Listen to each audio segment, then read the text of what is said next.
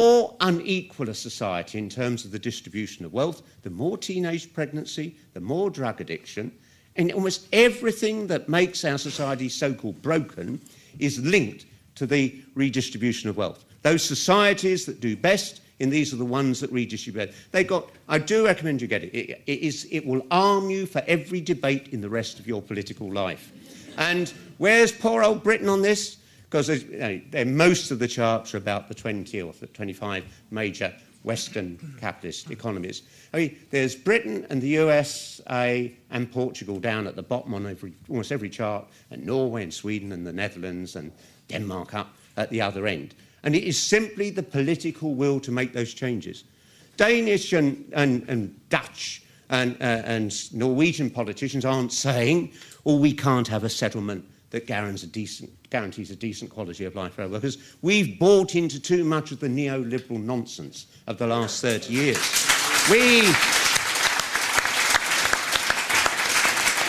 30 years ago, when Thatcher came to power, the top 10% of society had 4 times the wealth of the bottom 10%. Today, that's, when Blair got elected, it was 8 times, and it's still 8 times. We've done some good things. We never had the courage to tackle the great inherited wealth, the great accumulation of capital, and you see the impact of this.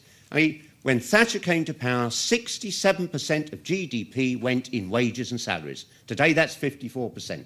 That's why people feel angry. That's why people are struggling. And for middle-class people, many of them sustain themselves through this period by borrowing and stacking up debt. We have a structure of our economy which has much more in common than with the rest of Europe. So it's not that we can't deal with this. We can if we have the political will. Now, clearly, there are a lot of things we can do.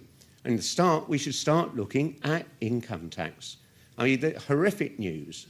Bankers' bonuses and salaries are almost back to where they were before the crisis. Now we're going to have Clegg and Cameron telling us, oh, we can't afford this, we've got to have cuts everywhere.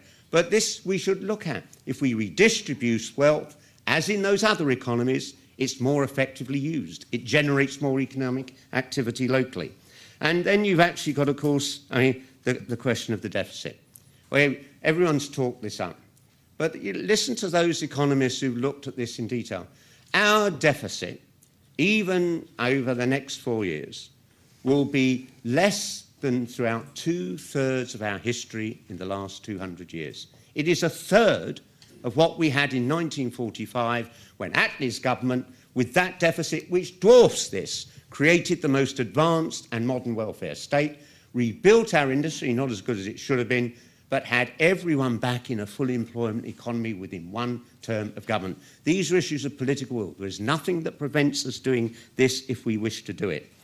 And if you look at the polls today in The Guardian, the public's with us on this. When they're asked about, do you think the cuts will be too severe, or do you think there should be more, 57% fear these cuts will be too deep. 40% think they won't be deep enough. But when they're tested with that question, which really Gordon Brown was trying to get out there as a slogan, was beaten down by the Blairite wing of the party, Peter Mandelson and others, this idea of Labour investment versus Tory cuts. They trivialised it. But it's actually the core of what happens in France and Germany and the modern European economies. And the simple reality is when the public are asked whether they want to see investment or more deregulation and a more open and market economy, The Guardian today reports 57% want to see more investment, only 30% behind deregulation. So if we are bold, actually the public's with us.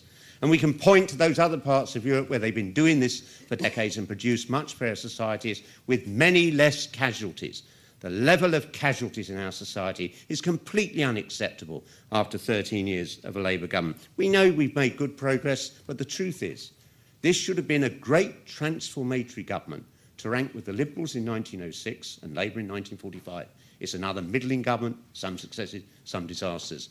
And we've never had a Labour government inherit such a favourable economic circumstance or such secure majorities for so long. The judgment of history is going to be scathing. Of course, I can't not mention the change in London. If you actually compare this